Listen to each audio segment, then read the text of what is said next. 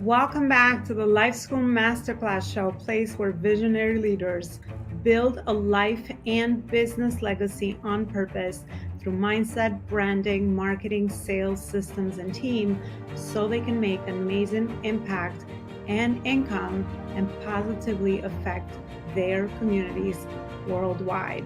Ensure that you are sharing this show, you're subscribing, and you also are leaving us a review so we can create more amazing content around those areas to help you level up to the next level and also bring amazing guest experts that can share their knowledge and expertise with you so that you can create amazing legacy.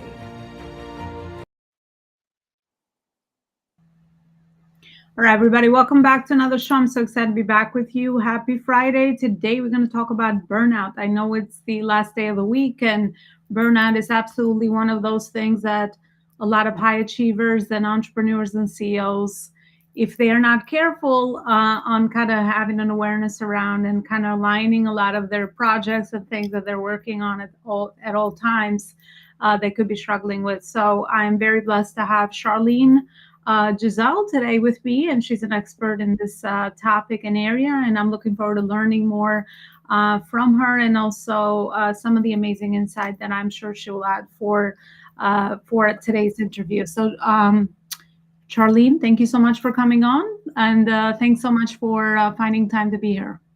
Thank you. I'm delighted to be on your show. Likewise. So, Charlene, I usually start off all my guests with if you could share maybe some of the most meaningful moments from your origin story. How did you get into, to do the work that you're doing? Yes, of course. Happy to. So, initially, when I started my career, I studied it as an attorney. I was working as a litigator, and I wanted to be a lawyer from as far back as I can remember. It was one of those situations where it was, you could say, a little girl's dream. And I loved it. I loved everything about it. I even loved the things about it that people usually don't love about it, which is the really high intensity, the long hours, the late nights. I found them thrilling and I loved the adrenaline of it all. And I liked how demanding the industry was and the intellectual endeavors. The only issue is that, and it is entirely my responsibility, I did not pace myself. I did not really have a notion of sustainable self care or the importance of making sure that I look after my body holistically and making sure that I'm set up to endure that rhythm, not just for 5 years or 10 years, but for a lifetime. And very quickly, relatively quickly, I developed onset sign of burnout. I was diagnosed with insomnia. I was struggling with anxiety. My lower back was extraordinarily painful, and I found it really hard to keep up that pace.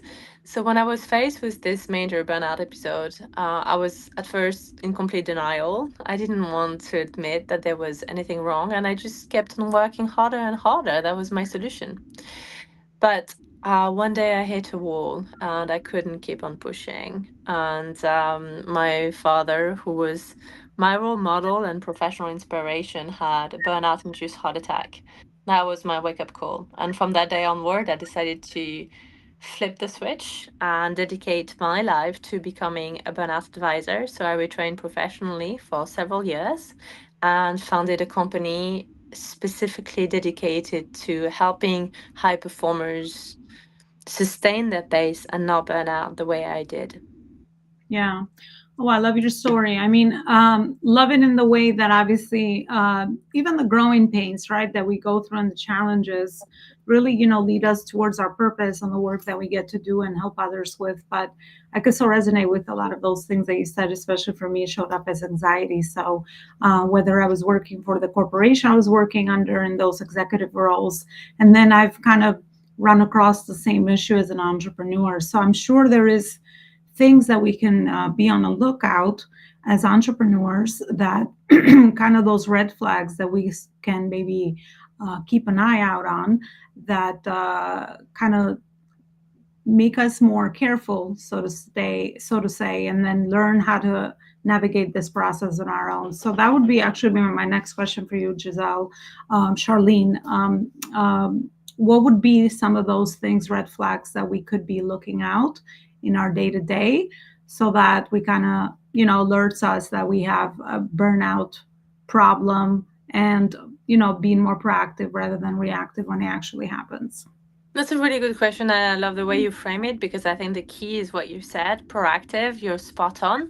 Very often, my clients are quite reactive, and myself included. I was reactive. I kind of waited until that time where I hit the wall. So, signs and early signs that can be empowering for you to spot so that you don't wait to be completely burnt out before you take action are things like reduce passion for what you do. So if you're noticing that you're not quite excited about your career or your role, and you're feeling a bit jaded or you're more and more cynical, perhaps you're very pessimistic, then those are signs as well that you may be currently navigating burnout or burnout syndromes.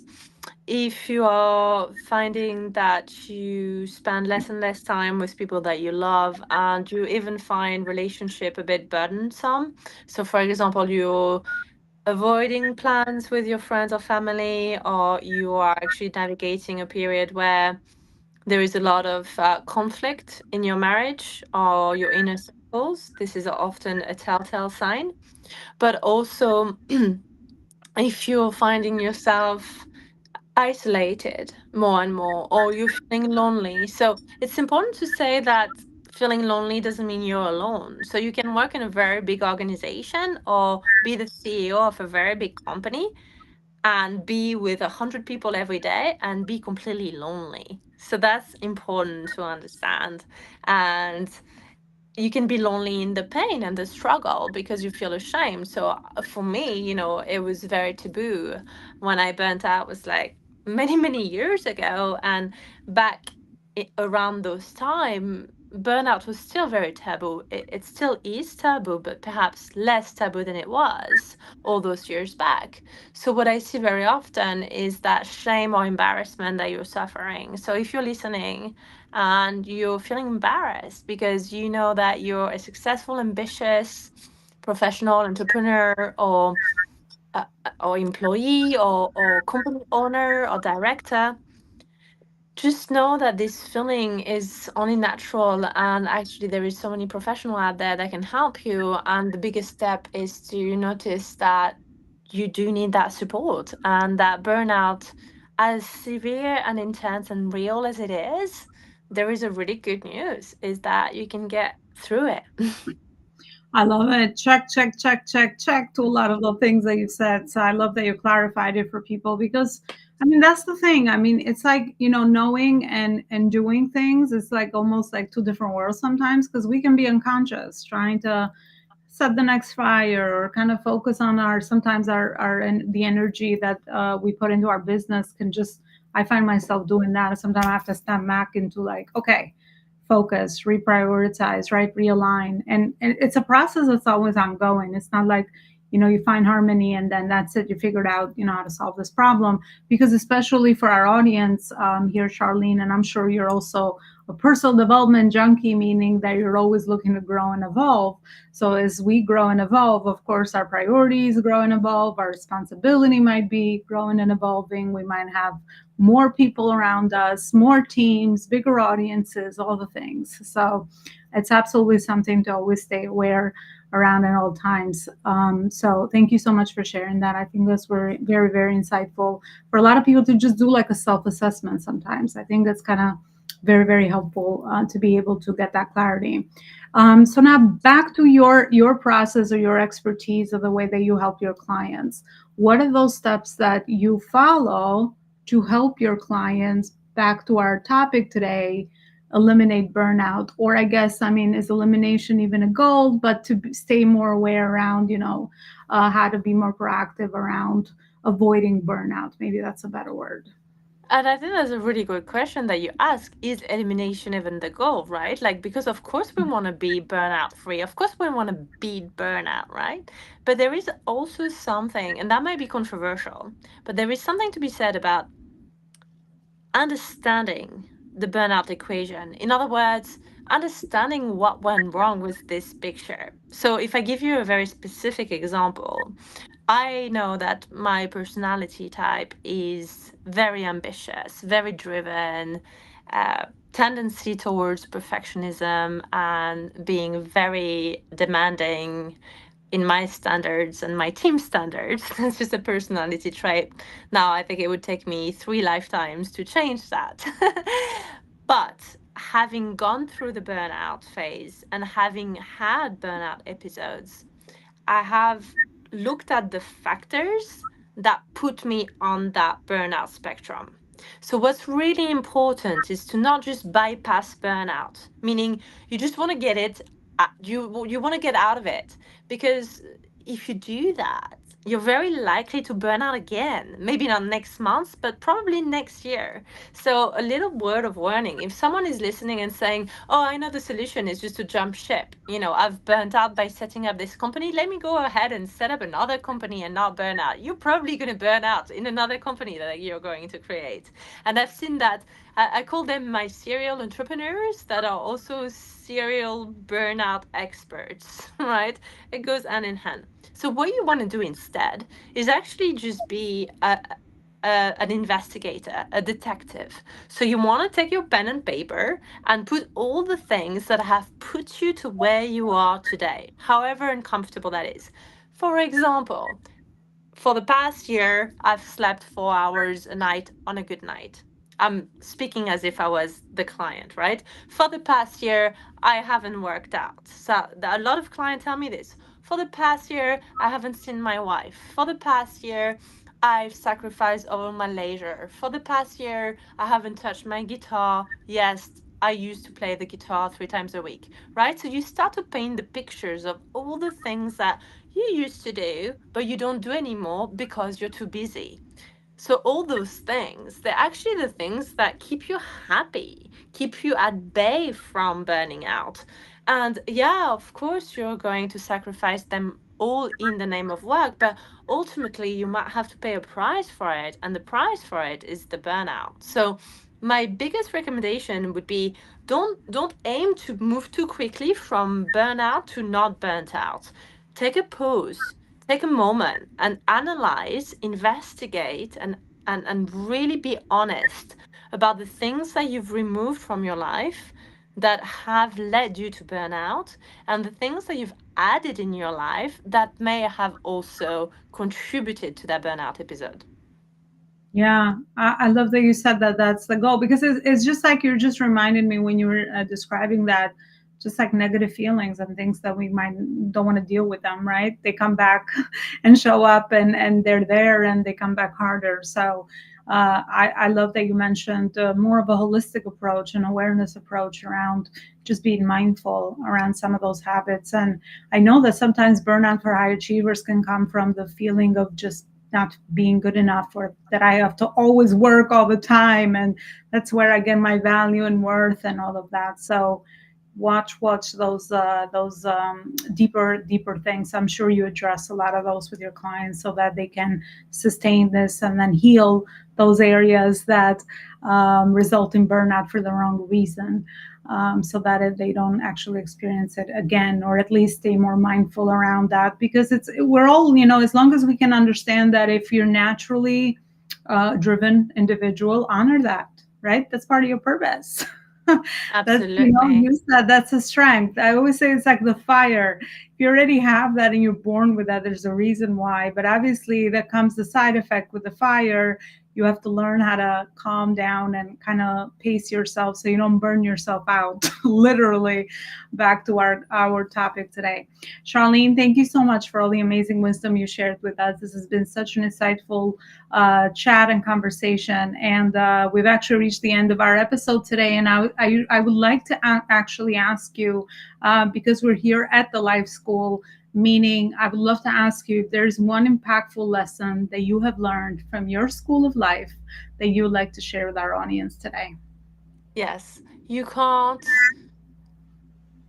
repair the sacrifices you make on your health. So, as much as you want to be ambitious, as much as you want to hustle, go hustle, go work hard, but make sure that in the middle of that, you don't sacrifice your health, because that's one thing that is not actually going to help you to work harder in the long term.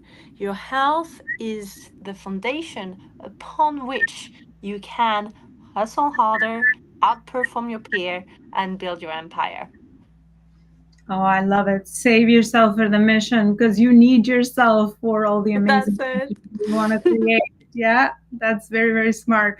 Thank you so much for sharing that. And Charlene, where is it that people can continue this conversation with you, or maybe where you have put together some free resources for people that are just resonating with this message and are looking for this kind of support?